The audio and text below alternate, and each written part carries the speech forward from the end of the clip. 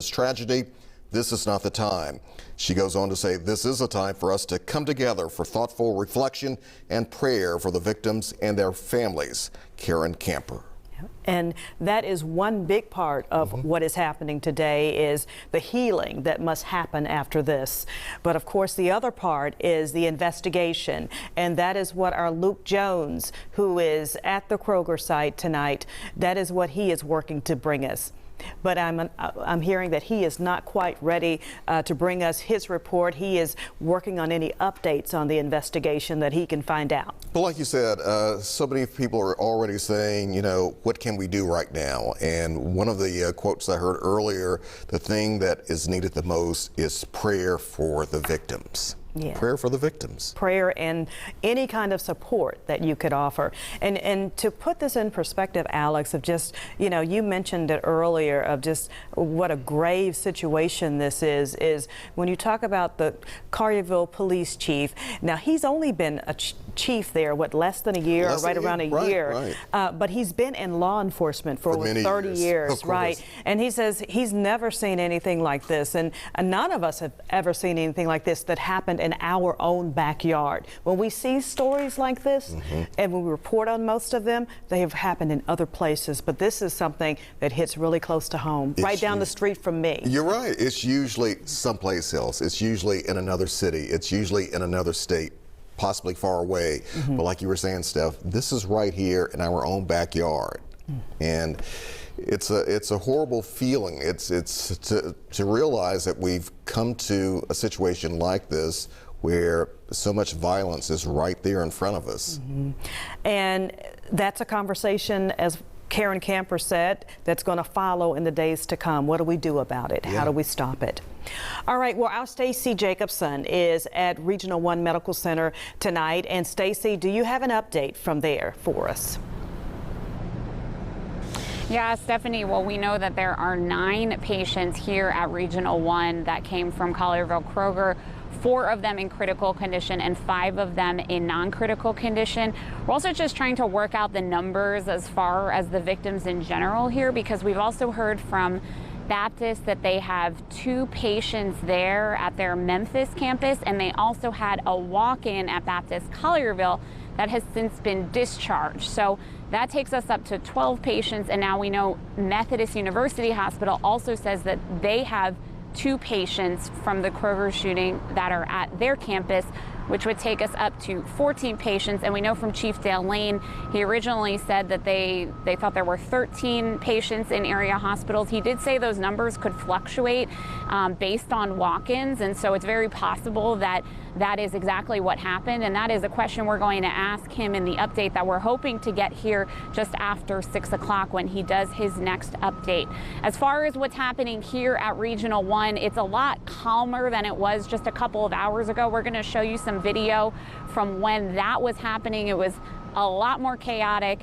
Helicopters circling overhead. We saw at one point up to 8 ambulances that were parked outside the hospital here. They came from multiple different jurisdictions: Memphis Fire Department, Shelby County Fire Department, a private rural fire department, and the Germantown Fire Department all had ambulances that we saw out here. And we also saw UT Police and Memphis Police that were coming here. So it was a lot more chaotic just a couple of hours ago. At this time, it has calmed down, and we know there are just some families and friends that are waiting in the front of the hospital just to try to get any kind of word. Due to COVID policy here at Regional One, there's only supposed to be 1 guest allowed in per day per patient, and we don't know if they're enforcing that for these patients that are here today. But overall, the mood here today has just gone from tense to serious. At one point, we saw a lot of physicians just waiting outside in covered gowns, waiting for those trauma patients to come in.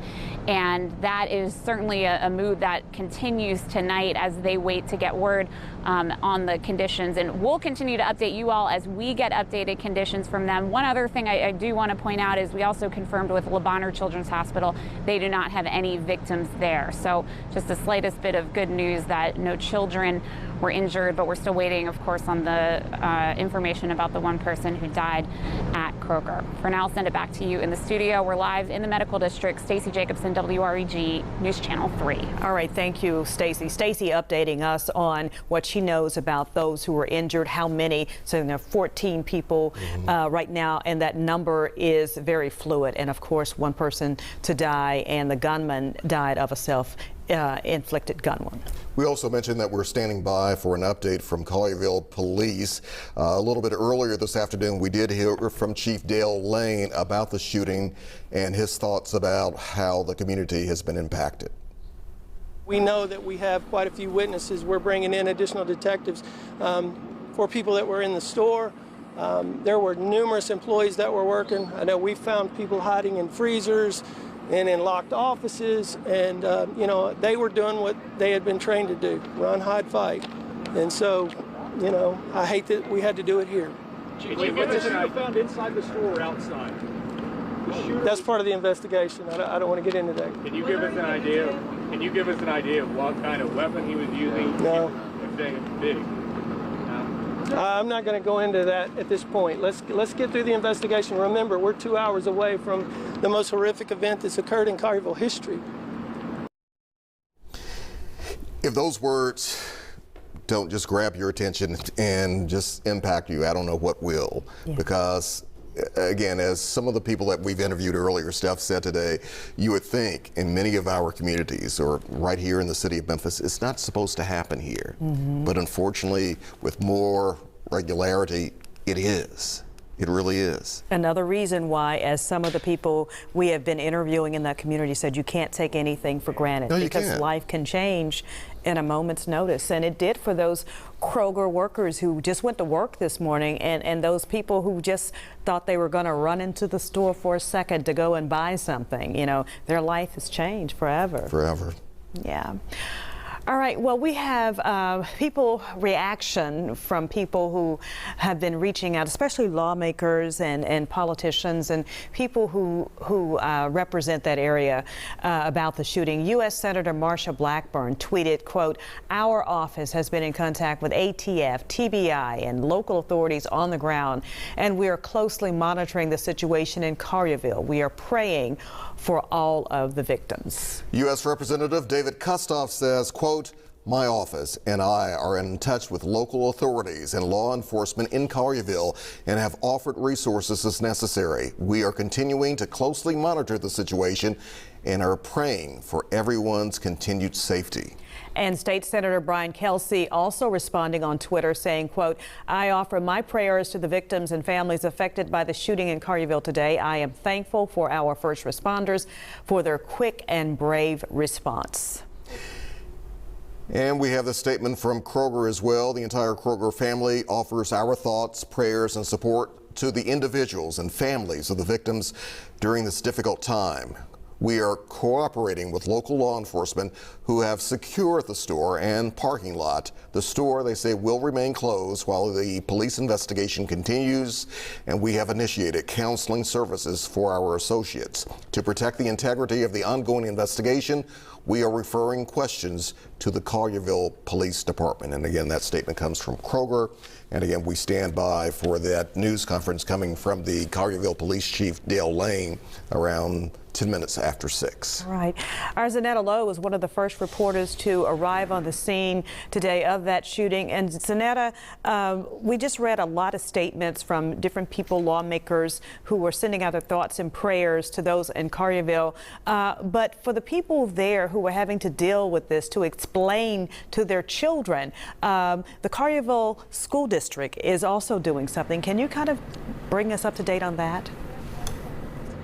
Absolutely. Well, one of the things that parents were getting was communication throughout the afternoon, because first the schools were put on lockdown as a safety precaution. So they got alerts on their phones via email that let them know, hey, here's what's going on. Well, schools get out at staggered times. So you have your high school getting out just after 2:30, then your middle schools, then your elementary schools. Well, all of those buses were delayed. Some children not getting home until an hour or so after their scheduled arrival. arrival time. But I just spoke to someone, an employee at a business across the street, who really put it all into perspective. And she said, this is devastating for our community.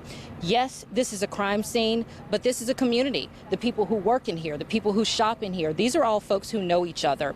This is what Collierville sent out earlier this afternoon. In the wake of the tragic shooting today that occurred in Collierville, we wanted to provide a resource for families about how to talk to your students after a mass shooting. This resource is attached. Our thoughts and prayers are with the entire community, especially those affected by the shooting during this time. So as you can imagine, if you're a mom, dad, grandparent, caregiver, loved one out there, these are the conversations that people are having to have right now, forced to have. I would imagine there's going to be some additional information. They sent out an attachment to families about things they could do, but additional information about counseling if that's needed. There are high schoolers who work in this Kroger behind me, college students, young people. We saw a number of them coming up here looking for other loved ones, people just pumping gas, you know. So this is something that obviously the direct impact is on the employees and the shoppers, the folks who were in there at that time, those who, of course, lost their lives. Our thoughts and prayers go out to them, those that were injured, directly impacted. But what we know is that this is something that has impacted the entire community. It's a small community, but one that I would imagine will be wrapping its arms around one another in the days and weeks ahead. Stephanie? All right, thank you, Zanetta. You know, Alex, Collierville is built, or it builds itself as one of the safest places to live in Shelby County. People come here and they say, oh, where do I move? Oh, I want to go to Collierville, you know, because I think it's safe. And then something like this happens, shows you that safe is relevant. No city, no town, no community is immune to this, unfortunately, these days. Right. We indicated a little bit earlier that the investigation is still very active, and let's check right back in with WREG's Luke Jones. Luke, what's going on where you are at this time? Well, Alex, just the sheer number of police, and now they've got their lights on. I'm counting, 5 units just here from my vantage point. We did see some police officers walking down this street, if we can get that. That was about maybe 10 minutes ago, and that's the furthest down that street we've seen them go at some point. I'm not sure where they went from there, if they went off into the woods, or even what would lead them down there, but you see one right now appears to be parked in a parking lot down there. We're not sure what that business is or what police are doing down there, but they're definitely continuing to expand their scene, expand their investigation. Who knows where it's going to lead them at the end of the day? That's what we're hoping to hear from them in a few minutes, actually, when they do that 6:10 press conference we've been expecting. Just down here by the side of the store a minute ago, I watched as several ATF agents walked down. We do have federal agencies involved. The ATF is one of those. Police were saying earlier they also have the FBI, and you're looking live right now if we can go over, and you can see a bunch of police just walking out of the crime scene, it appears, at the moment. Maybe 5, 6, 7 of them. We've seen them going in and out of that Kroger all afternoon. We saw some of them on the roof earlier. A bunch of people have been coming up to me and asking, why do you think they're concentrating on the roof? Well, at this point, we really don't know, but the hatch to that roof, it's still open. And again, those police officers just continue their path down to Kroger, and you can see you're looking at the expanded scene there here along this side road at the moment. Right now, what we're hearing, this is the latest information we have, but a total of 13 people shot at least. There could be more. 12 of those people injured and 1 deceased. If you include the gunman, 2 people dead here today, but police do believe the gunman took his own life. They say when they discovered him, he was already dead at that point. There wasn't any kind of standoff or altercation between him and police, and we're thinking they got word that he was deceased sometime right before 3 o'clock. That's when they first told us that we no longer had to take cover. Earlier they were telling us to please take cover by the side of Kroger in case any shooting might happen. Around 3 o'clock we got word that we would no longer have to do that. We have been speaking to witnesses though, and I want you to go ahead and hear from one of them. She says she was checking out her groceries around 1:30 when that gunman entered the store and she started hearing gunshots. this man or person ran in and shot, and everyone, kind of went to the floor. So everybody got down on the floor, tried to take cover there. Unfortunately, she was actually telling me that as she left the store, she saw at least one woman who was down on the floor for other reasons. She had been hit, she was injured, and definitely our thoughts and prayers with that woman at the moment, as well as all of the other people just involved in this really tragic afternoon here at the Collierville Kroger. Police have not come forward officially and given a motive for this. They have not released the gunman's name. Potentially we could be hearing that at the 6 o'clock press conference, but these types of investigations, they do take time, especially with the number of people that were either killed or injured in this shooting. And again, you have the FBI involved, so that definitely adds an extra layer of complication to what would already be a pretty complicated investigation. Back to you. All right, Luke, thank you very much. And those numbers involving those people injured and the person killed, unlike anything we've ever dealt with here in the Memphis area before. So true. Our Stacey Jacobson is at Regional One Medical Center, and she has been covering that part of the story for us. And Stacey, when we last talked to you, you were saying the numbers were right around 14 as far as the number of people who were shot in this, but it was a kind of a fluid situation, and so that could change, and that was coming from the police chief. Have you heard any new information?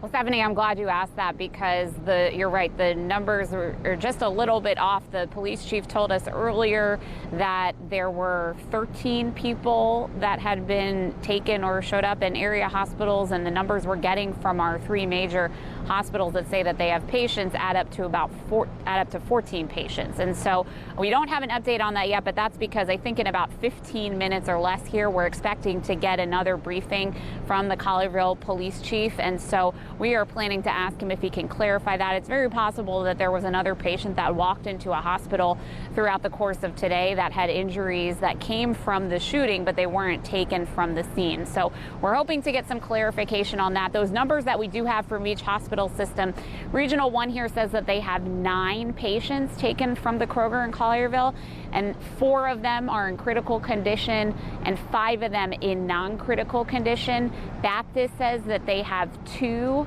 and that they previously also had another that has since been discharged. And Methodist University Hospital says they have another 2 patients at their location. Here at Regional One, where the bulk of those patients were taken earlier today, we're going to show you some of the video that shows just how chaotic and busy it got here outside Regional One. Helicopters, up to 8 ambulances that we counted at one time that were showing up here, multiple law enforcement agencies, and you can imagine there's just a large rush of people coming in, because there's also family and friends that are accompanying these people that are coming to the hospital to find out what happened.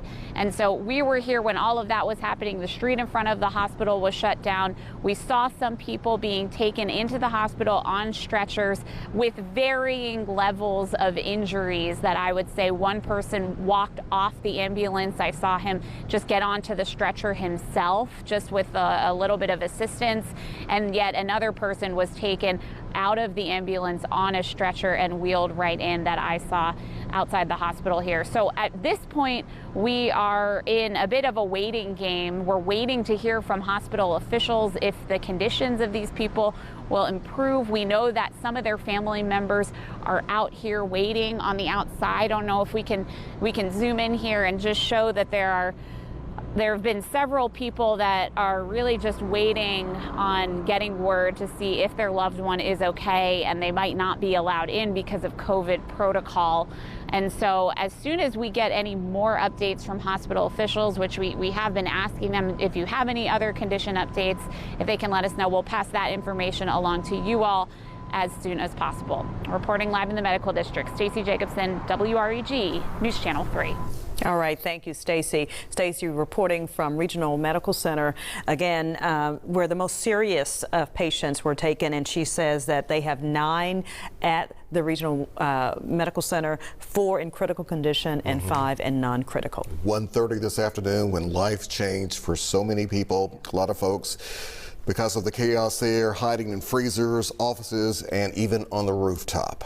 Stay with us. News Channel 3 at 6 starts now. From WREG in Memphis, this is News Channel 3 at 6. First at 6 tonight, continuing breaking news coverage of the Kroger shooting. As we've been telling you all afternoon long, 13, maybe as many as 14 people were shot at the Kroger at Byhalia Road and Poplar in Collierville around 1 o'clock this afternoon. Tonight, 2 people are dead, including the alleged gunman. Thank you for staying with us. I'm Alex Coleman. I'm Stephanie Skurlock. Greg is off tonight. We're awaiting a live news conference from officials in Collierville to update us on what happened today. In the meantime, we have live Team 3 coverage from our reporters on the scene. Let's begin with our Andrew Ellison, who's live at the command center outside Kroger. Andrew. Yeah, that press conference is set to start in about 10 minutes. If I get out of the way here, you can see, as we've been showing you throughout the afternoon, a sort of a command center of sorts that's been set up here in the Kroger parking lot as all of these various law enforcement agencies come together to investigate this terrible situation. You have Collierville Police, Germantown Police, Shelby County Sheriff's deputies, ATF, state troopers, all out here working together. For any of our viewers who maybe are just joining us, just learning about this, let me take you through some of the important details. The call came out about 1:30 this afternoon. Collierville Police say SWAT team and patrol officers went into the Kroger, going aisle to aisle, getting employees and customers out of the store, attending to the wounded. Police say some employees were hiding in freezers, refrigerators, others hiding in locked offices. One worker had to be evacuated from the roof while he was doing maintenance up there. Right now, at least, police are saying, at least 13 people shot. One sadly died, others taken to area hospitals. Again, police say the shooter is dead. At this time, they do believe he killed himself. Also, at last check, officers believe the suspect's vehicle is in the parking lot. Again, at last check, they were trying to get into that vehicle. I don't know if they've done so at this point. Throughout the afternoon, we've been telling you about a Kroger worker, Bridgenetta Dickerson, who was working the cash register at the time when the shots rang out. She ran to the back of the store with other employees, tried to hide in the back of the store, but sadly the horror didn't end. If we have that sound available, I want our listeners to take a listen, particularly if you are just joining our coverage. And here he comes right behind us, starts shooting. And he kept on shooting. He shot one of my coworkers in the head, and then shot one of the customers in the stomach. And then my other customer got kind of like cuts because of the asphalt. And then that's all I can tell you. But I did see a little glimpse of the guy, and I saw he had like a little service gun, one of the service rifles that's in the military. I'm a little bit still kind of a little shaky, but I'm okay. I got God on my side, and I'm okay. I'm good. Yeah, back out here live again, that just gives you an idea of how horrible the situation was. I can't imagine what those customers and workers had to go through when those shots started ringing out. Again, back out here live throughout the afternoon, we've seen Kroger employees coming together, holding each other, crying together, praying together, trying to help each other through this terrible situation. Again, we are awaiting another press briefing that is set to start here in just a few minutes, and we will carry that live on News Channel 3. Back to you. Andrew, thank you very much again. We heard from Chief Dale Lane earlier this afternoon of Collierville, calling this the most horrific event in Collierville history. Right. And we have this story covered from a number of angles, even at the scene of the store. Our Luke Jones is in Collierville also, and he is around the back of the store where it is still an active scene of investigators working there. Luke, bring us up to speed of what you know. See if it works. And all afternoon and now into the evening, police continuing to expand their scene. It's now stretching a good distance down Old Byhalia Road here. We have seen police officers walking in and out of this Kroger. We have seen them up on the roof, going in and out through the roof. Just sheer terror inside today. Imagine this. Everybody's going about their daily grocery shopping. We have people up front checking out, when suddenly they see this guy. He runs in, he's holding this big gun, and just starts shooting. They don't know where he's shooting. They're not able to see him as he's shooting. All they know is they're hearing a bunch of gunshots. It's echoing throughout the store, and they have no idea where this is happening in relation to them. They don't know if he's nearby, far away.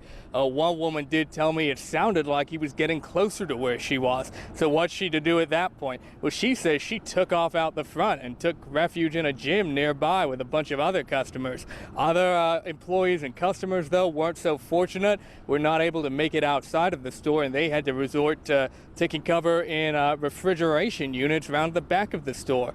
Now we're hearing that the gunman later killed himself sometime after that. Police discovering his body, we would say around 3 o'clock, because that's when they came to us and they told us we no longer had to take cover for an active shooter. When we initially got here on the scene, not long after it happened, they were still under the assumption that there was an active shooter, armed, dangerous, and obviously alive. But that all changed around 3 o'clock, and shortly after the press conference where they confirmed he had in fact died, and they believe at his own hand. So at this point, we're hearing some conflicting reports about the total number of people shot. We heard from police around 3 o'clock it was 13. When we checked in with the individual hospitals, they gave us some numbers that would add up to 14 people that were injured and then one person that died. Police telling us a total of 13 people shot, 12 injured, and again, one who died. So hopefully we'll be able to iron those details out with police when we're next able to speak to them. But just here on the scene around the back of the Kroger, just a frenzied investigation at the moment. No idea what police are searching for here, but we did see evidence markers on the ground, and they've just been bringing in more and more units to aid them with this investigation. Back to you. All right, thank you, Luke. Lots of agencies involved from a number of different departments working the scene with Collierville tonight. That is for sure. Our Zanetta Lowe was one of the first reporters on the scene this afternoon. She joins us live now. And I know you have covered all types of stories over the years, but probably nothing like this.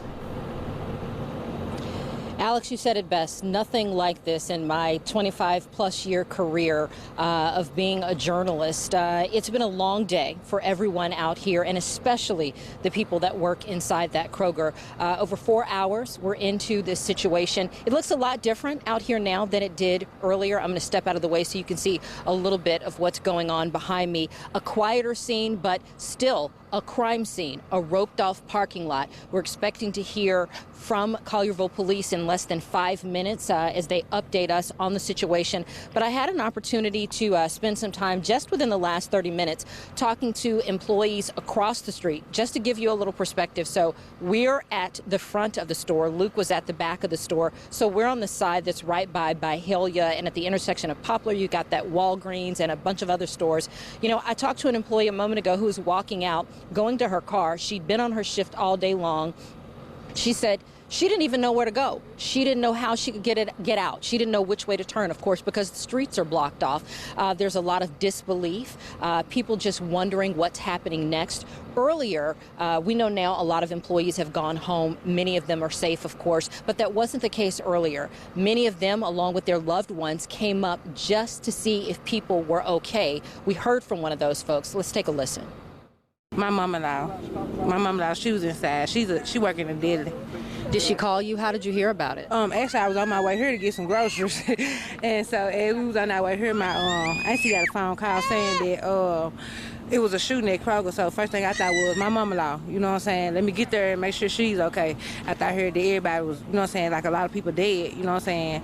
But really, this is crazy, to be honest, because you'll never think nothing like this right here happened in Collierville. You know what I'm saying? You'll look for it to happen in Memphis.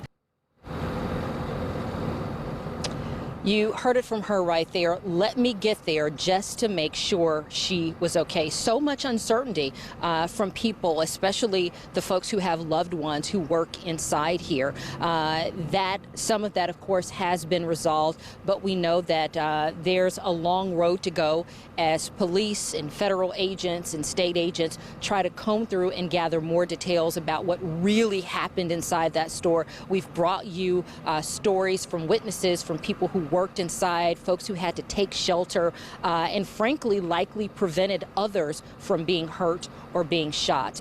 So certainly some bravery out here tonight too. I just know that the folks in this community are really taking an opportunity to hug the people around them, to love on them a little bit more tonight, because this is something that has not happened before. Alex, Stephanie.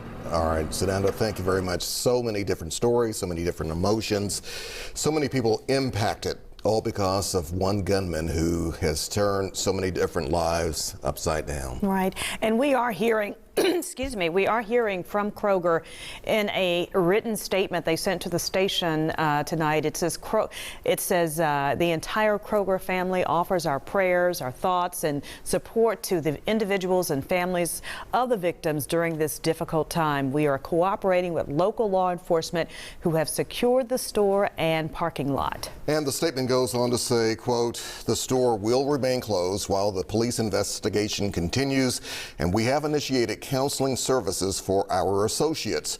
To protect the integrity of the ongoing investigation, we are referring questions to the Collierville Police Department." And as we've indicated, that news conference should start in just a matter of seconds here, we believe. Yes, they were supposed to start right around 10 minutes after 6, and we are just hitting that benchmark right now. We're setting up right now. You can see our cameras there on the scene. You can see some of the Collierville Police Department members there getting ready to speak before our cameras to fill us in. Of course, we want to know if they can give us more information about a motive for this. We've been hearing lots of things all day long. A lot of speculation about the gunman. Right, about who this person is, why that person may have opened fire inside of the store. Hopefully, if this time, now that we know about how many people were shot, we 13, can go maybe to 14. Right, we can go to this information. Yeah, a lot of things still have to be cleared up right through here now. We know several different agencies, as we've indicated earlier, also a part of this. Let's listen in right now. We believe Chief Dale Lane is about to step up to the microphone in any moment now. Let's take a listen. All right, I want to start out with just some housekeeping things real quickly. As this investigation has progressed, we're trying to coordinate our information flow. So all the information will be coming through the Collierville Police Department. Our mayor, our board of aldermen, I'll be speaking on their behalf. We don't want to confuse, and I definitely don't want to create any additional fear in the community. Right now, there are no known additional threats to the community. Right now, we're working a crime scene, very significant one. Several, tens of thousands of square feet crime scene. I'm very thankful. Today there was a lot of good things that came that I really believe prevented this tragedy from being much worse. And I don't want to take away from what's occurred. My thoughts and prayers, and I hope yours are too, are going to be with the victims, everybody that's impacted. A lot of people were impacted by this. So I'm thankful. As you can see, there's many partners that come to help us today, and I'm so thankful for them. Pretty much every city in this county, we've got the Memphis Police Department, Shelby County Sheriff's Office, the FBI, TBI, ATF, you name it, they came. And I can't tell you how much I appreciate that. Something else, I was talking to our team. One of the things that I saw as I entered that building today, the training that's gone on in this community and across this country for years saved people's lives today. How many of you have heard of Run, Hide, Fight? That's exactly what those people today did. We had 44 employees that were inside at the time this started, and we've accounted for everyone. Now, we still have the same number of victims as we did at the previous one, with the addition of one. We had one walk-in to one of our local hospitals, and it wasn't a shooting victim. It was an anxiety attack. So this situation is going to drive fear, but we are a resilient community, and we're going to do everything we can to make sure that we keep Collierville and this area as safe as we can. And right now I'm going to ask Special Agent in charge of the local FBI, Doug Korneski, if he would come and just give some brief comments. We also have Teresa Dickerson from Kroger, the Public Information Officer, who's going to provide some information, and then we'll open it up for some quick questions. So, Doug, if you will. Thank you, Chief Lane. So, sir, could you say and spell your first and last name? Sure, it's Douglas Korneski, Korneski. So first, I just want to start by expressing our condolences, and again, our prayers are with the community. Many of us live in this community, shop in this store, so we deeply feel the loss and emotions here today. I want to mention that the reason we're here supporting Colleyville PD. I want to give absolute kudos to the response of the police department, Shelby County Sheriffs, the fire department. Their rapid response here today was definitely commendable. Under the authorities of the Investigative Assistance for Violent Crimes Act of 2012, the FBI is allowed to provide, at the request of local law enforcement, investigative assistance. So what we're doing here today, we've deployed our evidence response team, which has a lot of experience in processing these scenes. They're here, they're inside the store, they're processing the evidence. Additionally, we have our victim specialists who have come and will be providing and have been providing assistance to the victims of the crime. And then we'll be assisting with other investigative interviews and things of that nature. So it's a great team effort. Just always in the site of tragedy. It's good to see the Memphis and Collierville, West Tennessee law enforcement communities pull together, as we always do when tragedy strikes.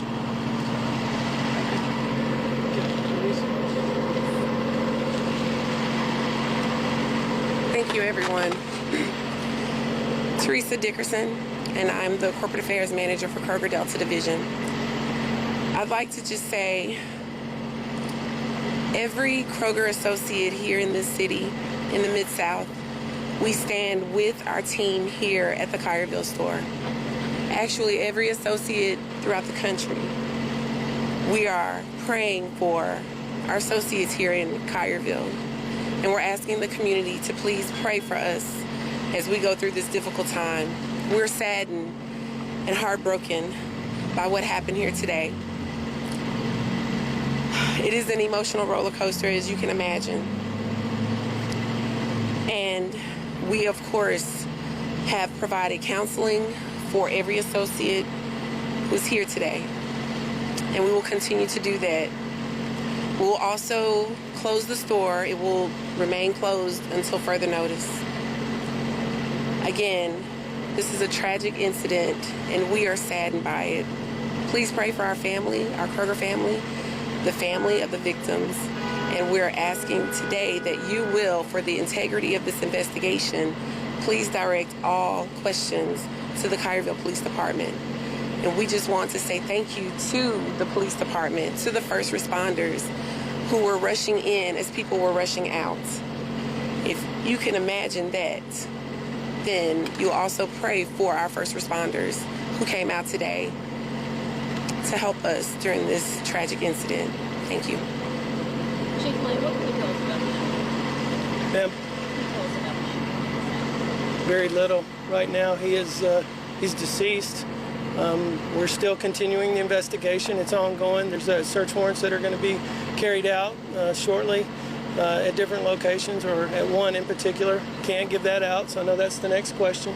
But we're going to carry this thing as far as we can to see and make sure that there's no one else involved. Chief, can you talk about the truck in front of the store? Your mom unit has been there. As a matter of fact, I think they're right now. Right. Could you talk about what you're looking for? Well, that's pretty standard in these types of situations. We want to check and make sure, we know from our past experience, or I say past experience, my past knowledge of these incidents around the country. There have been times where there have been booby traps and things like that that's been associated with these, so it's out of abundance of caution. We have the resources here. We have some of the finest specialized resources in this part of the country, and they've been here for a long time preparing for terrorist type attacks. In this case, we don't believe that's involved here, but it's early in the investigation and we're continuing on, but it's just making sure that any contact, that we keep this community safe. Chief, what about this trip? How many were customers? How many were employees? I don't have that information right now. We'll try to get that for you tomorrow. Do you know the status? Do you know their conditions? Right now, it's still the same. I know that we had one in surgery and another in ICU, and So y'all continue to pray. We don't want there to be any more loss of life. Chief, what about this gunshots? Because there's a chance that someone might have tripped. Any other injuries? Were they all gunshots? I don't have any information to support that. Yes, sir. Brad. Chief, what about the training that you all have dealt with in active shooting investigation, without getting away specific tactics, but what helped your officers today potentially have something worse happen? It hasn't been 3 months. The Collierville Police Department hosted a multi-agency active shooter training scenario with our law enforcement partners, fire, and I'm very thankful that we did. It's a whole lot easier to go through. You make your mistakes there. Today, what the result was victims were able to get medical treatment much faster because of the integration between police and fire. And our partners come in. Everyone knew. Very proud of our police officers. I think, and thank you for saying that, Teresa.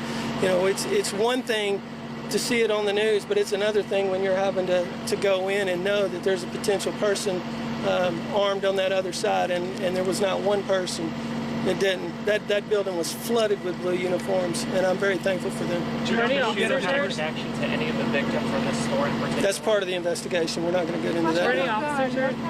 Ma'am? I know you said you don't know who are customers, who are victims. Can you say the person who was killed, you know, if they were a customer or an employee? It's part of the investigation.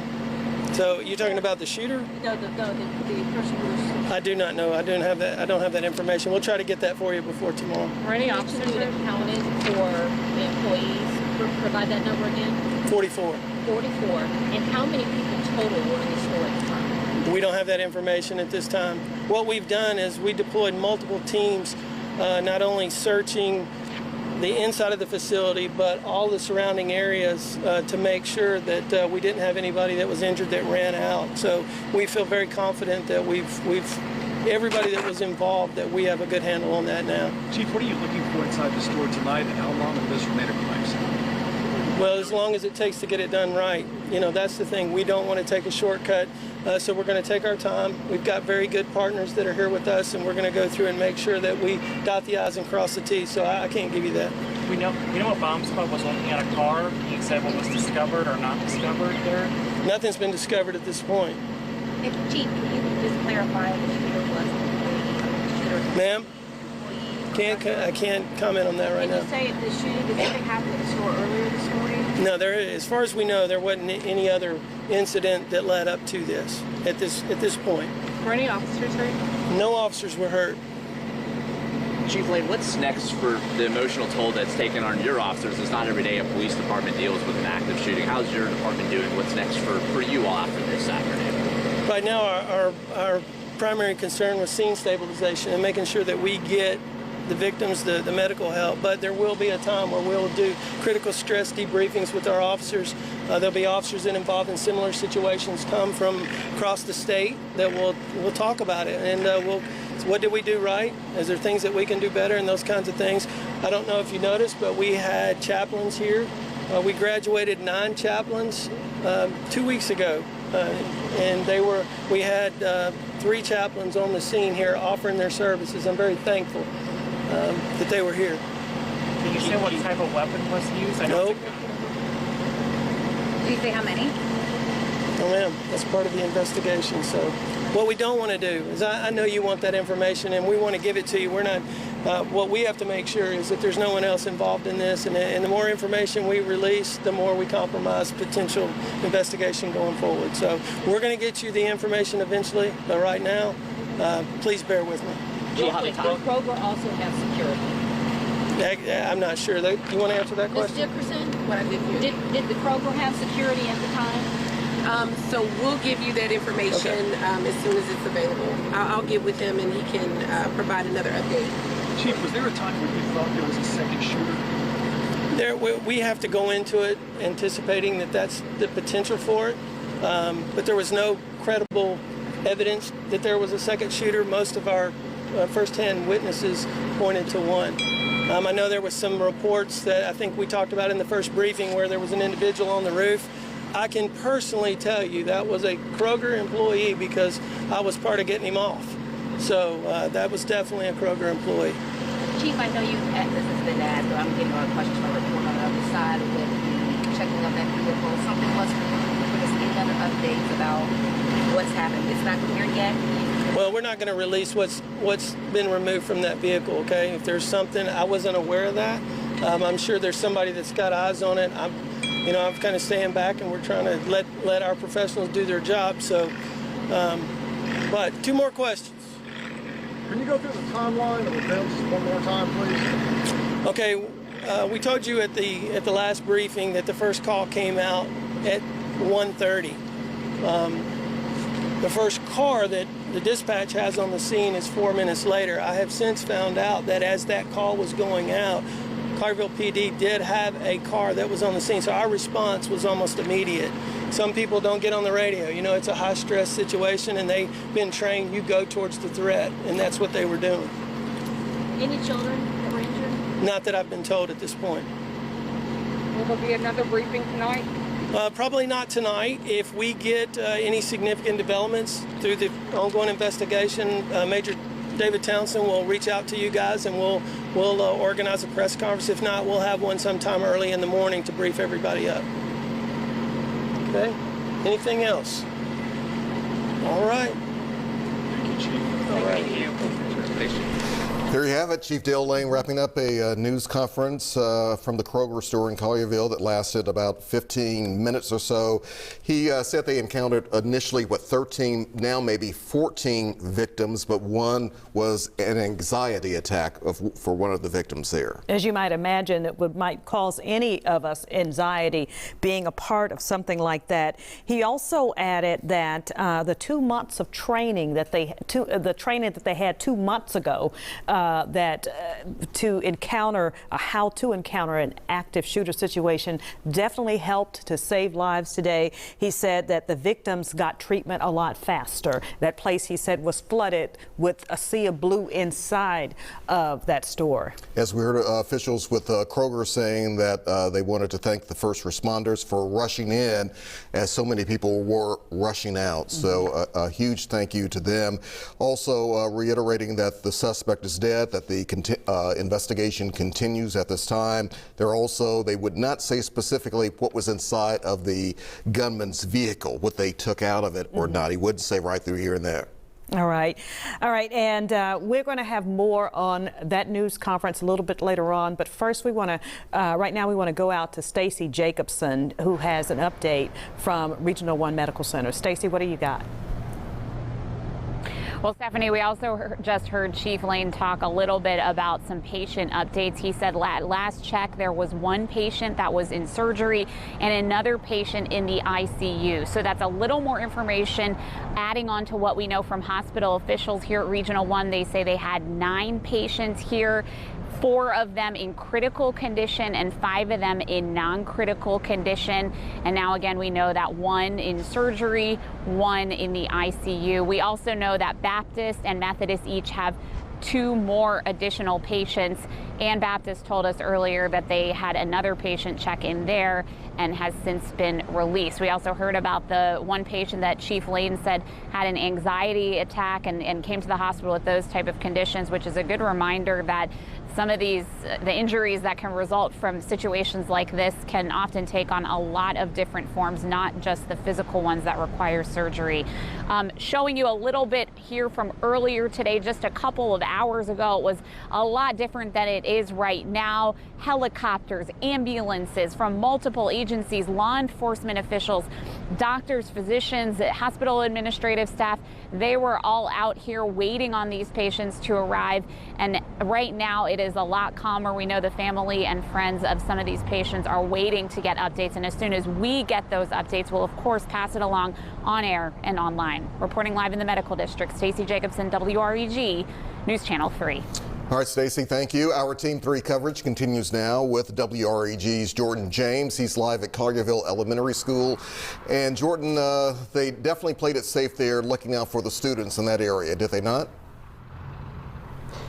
Yeah, that's absolutely right. During that time, they issued a shelter in place, not letting anyone in or out of the building. As you just heard during that press conference a minute ago, the chief credited the training of the community, at the school system and in a multi-agency training where they train for an active shooter situation. He said that it made a difference. And the chief went on to say that this community is resilient, and that's kind of what we're hearing out here. People are asking for prayers during this difficult time. Extremely impactful. I mean, you really think about, you live in America, it's free, we're free, but in a sense, you're really not able to feel that freedom because of fear of things like that. Could happen at any point, in any time. I mean, who would have thought a Kroger store? I mean, I don't know who was behind this, but, folks just in there getting their groceries, and, it's a really frightening and sobering situation. As you just heard, many people are in disbelief and they say, pray, pray, pray. Reporting here live in Collierville, Jordan James, WREG, News Channel 3. All right, thank you so much, Jordan. And before we leave you tonight, there is a recap of what's going on with this breaking news. Collierville police say there was a mass shooting at the Kroger at Behalia Road and Poplar Avenue. This unfolding right around 1:30 this afternoon. We're told at least 13 people were injured in the shooting. One of them died, and the rest were taken to area hospitals, some in very serious condition. The suspect is dead. We'll have more live Team 3 coverage of this tragedy coming up tonight on News Channel 3 at 10. Please be sure and join us.